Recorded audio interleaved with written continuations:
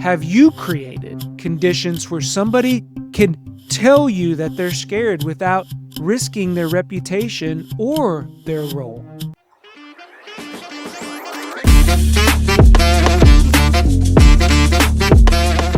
So let me ask you something. When was the last time someone on your team came to you and said, "Hey, I'm really scared about this AI thing taking my job"? Probably never, right? And here's why that should worry you. Welcome to the Leaders Leading Leaders podcast. I'm your host, John Espinosa. I'm going to use my 20 plus years of experience building teams so that way you won't make the same mistakes that I did. AI, it's not because they're not scared. It's because they don't feel safe enough to tell you. And right now, there are people on your team. They're lying awake at night wondering if their job is going to become obsolete. They're watching the headlines. They're seeing the layoffs blamed on efficiency. They're quietly updating their resumes, by the way, not because they want to leave, but because they're not sure you're going to need them much longer. And they're not going to say a word. They're showing up to those meetings. They're nodding along to all the AI rollout announcements, maybe even pretending to be excited about them. But underneath, guess what? The anxiety, the uncertainty, the fear. Your team isn't asking questions, but that doesn't mean that they're okay with this. And if you're not addressing what's unspoken, you're losing them in slow motion. So today, don't worry. I'm going to show you how to recognize the silent signs of AI anxiety on your teams and why people aren't speaking up and exactly how you're going to lead them through it before the fear turns into disengagement or worse, departure. So let's get into it. Here's what we're going to cover today. We're going to cover 3 critical pieces that this is going to help you lead your team through that AI anxiety with emotional intelligence and confidence. So we're going to talk about why your team won't tell you that they're scared. There's some psychological things going on there. The second, how to spot AI anxiety when no one's talking about it. It's more important what's not being said versus the words that are actually being spoken. And we're going to talk about the conversations and actions that are going to build that security to make people want to stay with your organizations. So let's get into this first topic of the day. And in this piece right here, it's the silent crisis. You know, there's fear. There's fear of appearing replaceable in our organizations. And if somebody admits they're worried about AI, that AI could do their job, they fear it highlights their vulnerability. And it's like they're saying, "I'm scared," feels like I'm not valuable. And that's a big concern with a lot of people out there that are working on the teams rolling out these AI initiatives. In competitive work environments, showing fear feels like weakness, even when it's a universal thing, because if one person is worried about it, I promise you that they're sharing with others. The second thing here is, this fear of appearing resistant to change. And we are under a constant amount of change. So leaders talk about AI with excitement. But guess what? Employees, they don't want to seem like obstacles. So they don't want to, debunk or go against the flow. Not being a team player is a career at risk. And there's people out there who would just rather silently struggle than be labeled as someone who just doesn't get it. The fear of speaking up won't change anything. That's a valid fear that many employees believe the decisions, they've already been made. There's no way that they can change it, right? And why bother saying something if the company is just going to do it anyways? So this learned helplessness from maybe past challenges that you've had within your company where their input didn't matter all points to this fear that whether they say anything or not, it's going to happen. Let's talk about the psychological safety gap here.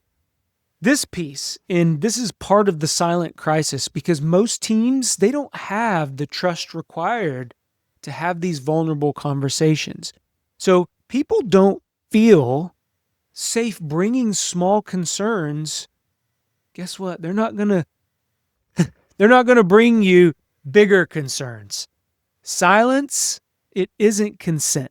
It's the symptom of low psychological safety. And there's research to back this up. Edelman Trust Barometer found that 63% of employees who fear losing their jobs due to AI, but only 26% have discussed those concerns with their manager. That is an alarming statistic. SHRM research shows that 72% of employees who are anxious about AI adoption don't feel comfortable voicing those concerns to leadership. So, what's the story here?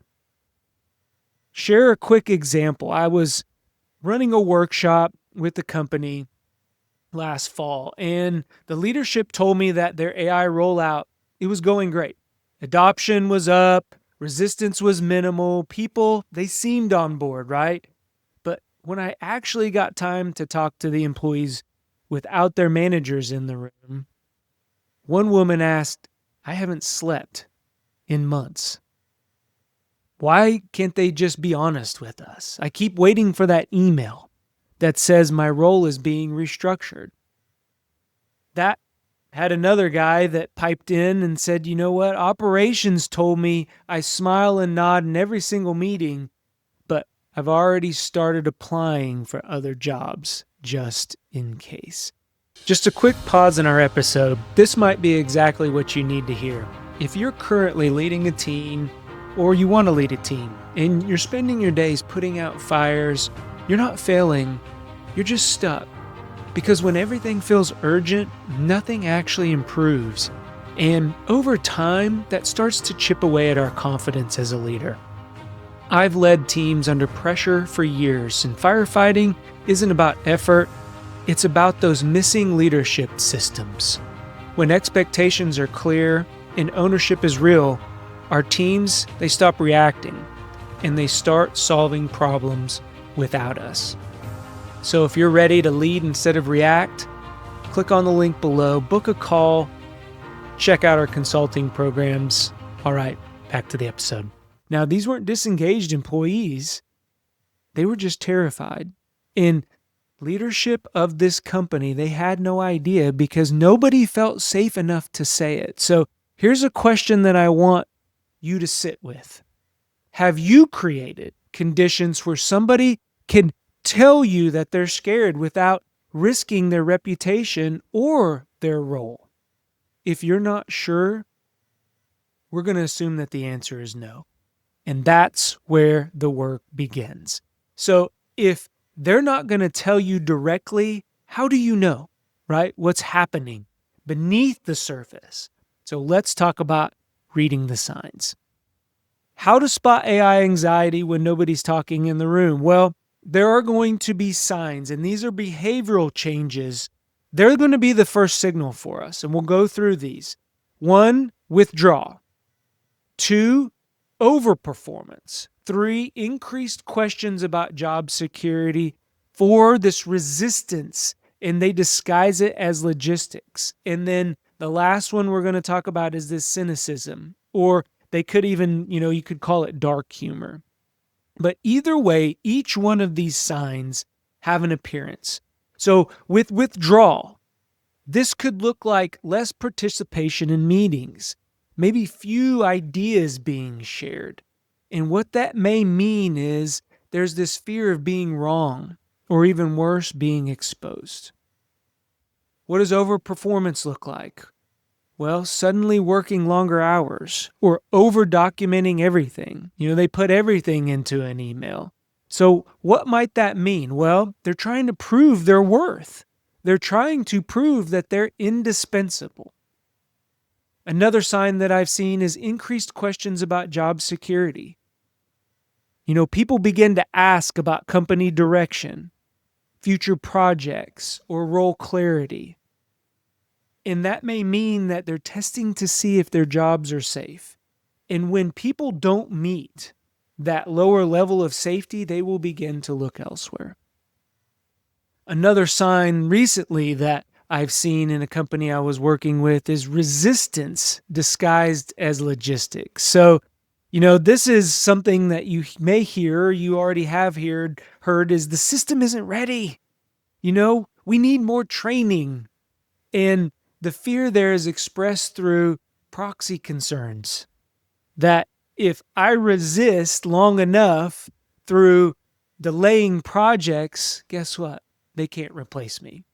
And then the last one is dark humor or being cynical. And this is joking. This is what it looks like, right? Joking about being replaced by robots. But really what's happening is they're processing their fear through deflection. So there are many things that can show up as far as really ways to spot, right? The signs. So let's talk about how energy shifts in the meeting appear and what to look out for.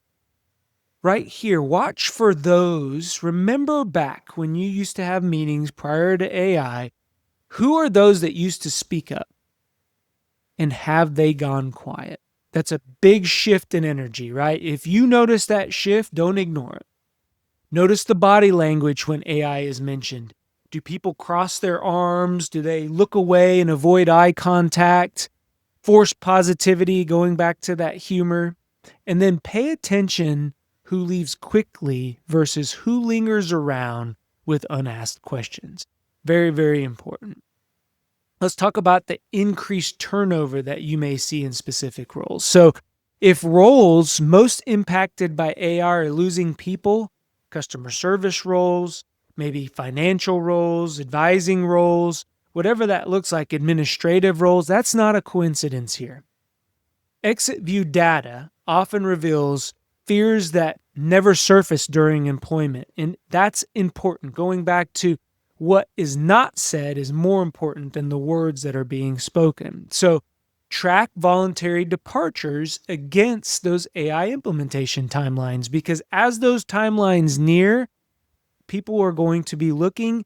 And if they're not looking, then they'll just leave because they fear that they've built up this story that AI is going to take their job anyways. I know it's a crazy thing to think about, but people will do things just out of fear, right? So be aware. And then another sign is people question, right? They ask each other, but not you. These peer-to-peer conversations reveal true sentiment about underlying things that are happening within the organization, to include AI.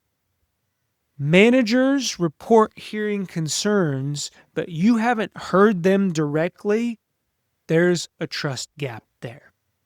What's said in the break room versus what's said in our boardrooms, in our meeting rooms, that's going to tell us the real story. So how do you assess this anxiety, right? I'm going to give you a framework. This is a part, take some notes. These are questions that you are going to ask yourself. So question 1, has participation decreased in discussion about future plans or strategy? Again, people are sitting silent around the room. Those especially that used to participate in those type of discussions, have they pulled back?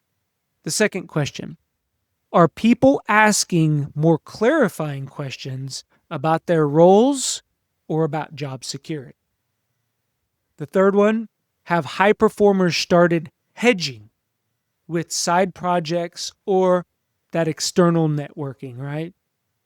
Question number 4, is there unusual tension or conflict here that wasn't there before AI entered into the conversation? And then question number 5, do people go silent when AI topics come up, then become really animated when the subject changes? So those 5 questions will assess the anxiety of your group. And be honest here, because if you've answered yes to 2 or more, you likely have an undressed AI anxiety issue on your team.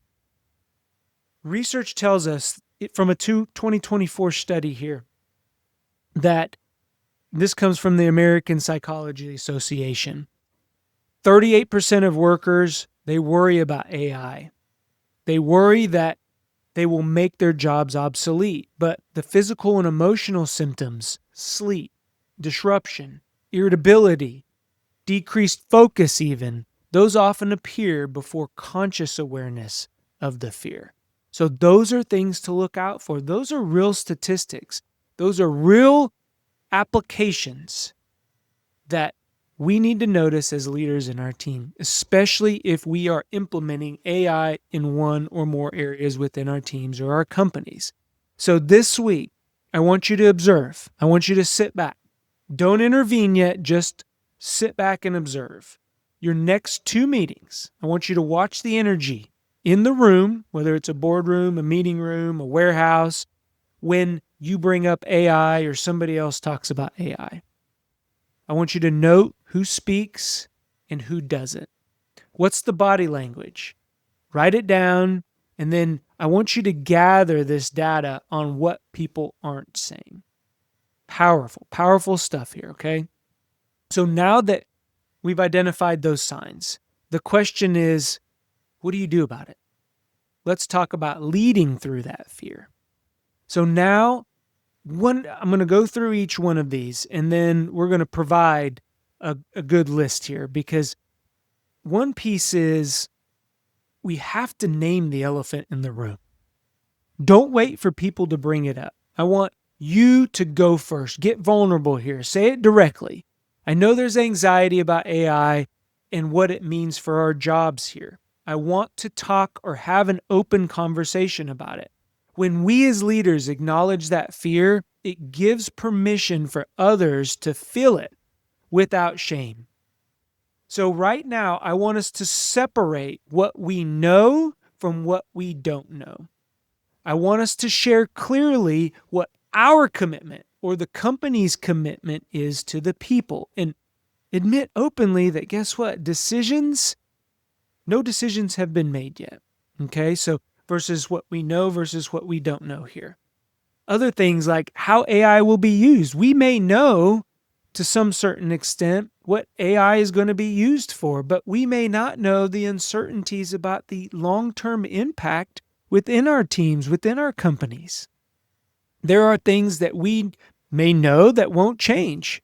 Our values, our priorities, our investment, our mission, our vision for our organizations. But we may not know the timeline. The timeline questions will be answered that don't have an answer currently. And then last, we may know how people can contribute to shaping our AI integration, but what we may not know is personally figuring it out. I may not even know as an organization or a leader of an organization all what AI is going to replace. And it's changing daily. The algorithms are changing. AI is getting smarter, right? And honestly, even when the answer is I don't know, that is going to build more trust than false certainty. So we need to position people as partners. We need to practice this with our employees, not passengers here. Fear will begin to intensify when people feel like change is happening to them. So we're going to invite input. Ask questions like, how could AI make your job better? What concerns do you have about the implementation of AI? And then we're going to let people be part of that solution. We're going to involve them in testing. We're going to involve them in the feedback. And most importantly, we're going to involve them in the decision making. One of the other ways that we are going to tactically address these fears and these anxieties is we're going to reinforce the human value explicitly and repeatedly. People need to hear why they matter in this new AI world that we're creating. Don't assume that they know. Be specific. Your judgment, your relationships, your creativity, all of those things are people inherent things AI can't replace. And then tie their work to the outcomes that only humans can drive. Things like client trust, things like team culture, Things like strategic thinking. Those are things that no matter how smart AI gets, that's the human side of our businesses and our organizations.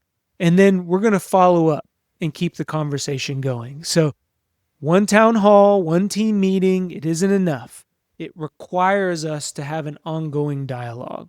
We need to create regular channels for questions, concerns, and updates, and then check in privately. Those one-on-ones, they're going to be more important now than ever. Check in with our people that you sense especially that are struggling, okay? That's going to be very, very important. So fear to safety. What's that conversation? What's the framework look like? We're going to go through each one of those. Step one, we're going to open with acknowledgement.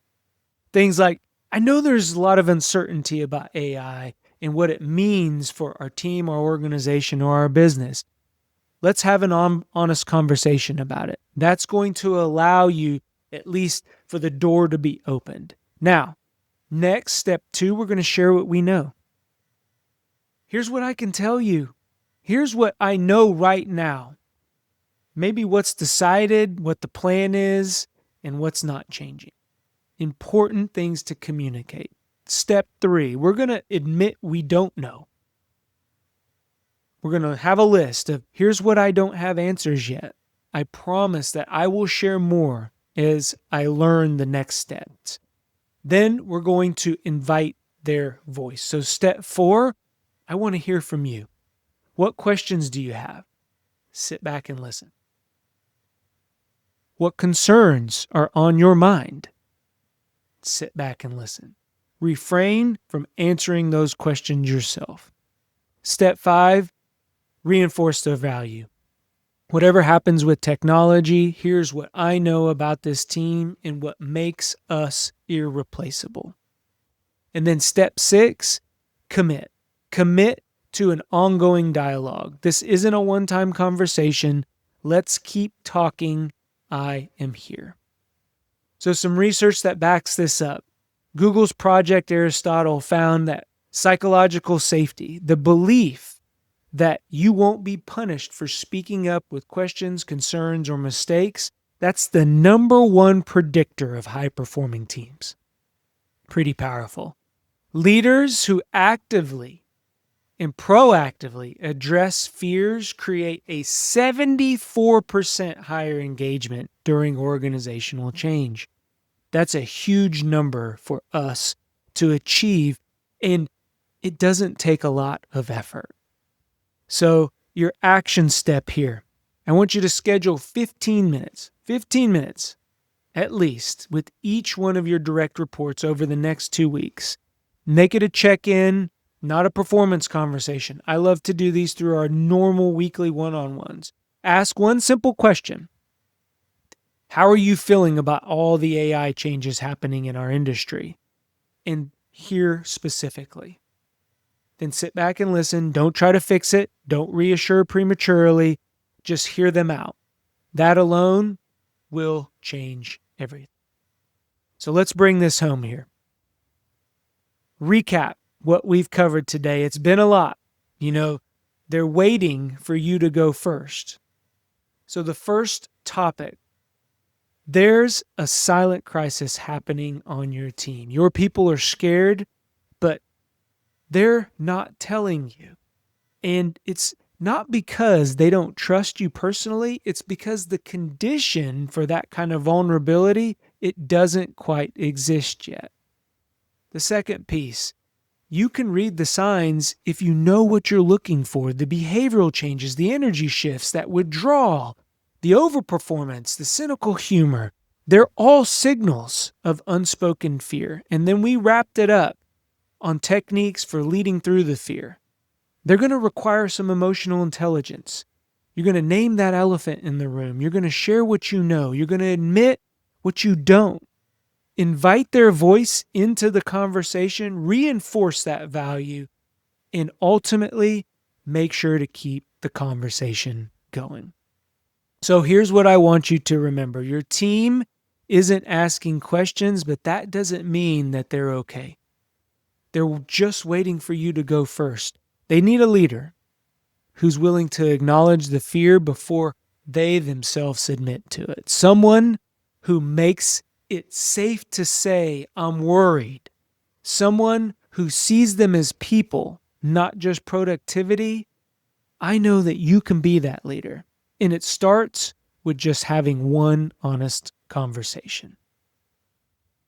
Thank you all for listening to me. If you stayed to this point, this episode hopefully has resonated with you. So here's what I want you to do.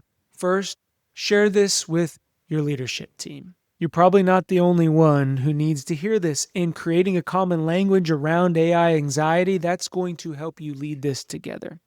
2, subscribe. Turn on those notifications. Click on that subscribe button. It helps our team out tremendously, bring you this content. The next episode, we're going to tackle clarity over efficiency and why leaders rush AI adoption without explaining the why, and how that fuels this fear we've been talking about today. And then 3, drop a comment below. Tell me what's one question that you're going to ask your team this week to surface that unspoken, or if you feel honest, what's one fear that you have about AI that you haven't said out loud yet? Let's make this a space, this Go Be Great community where we share and we get better together. Until next time, I believe in you. Go be great. Talk to everyone on the next episode.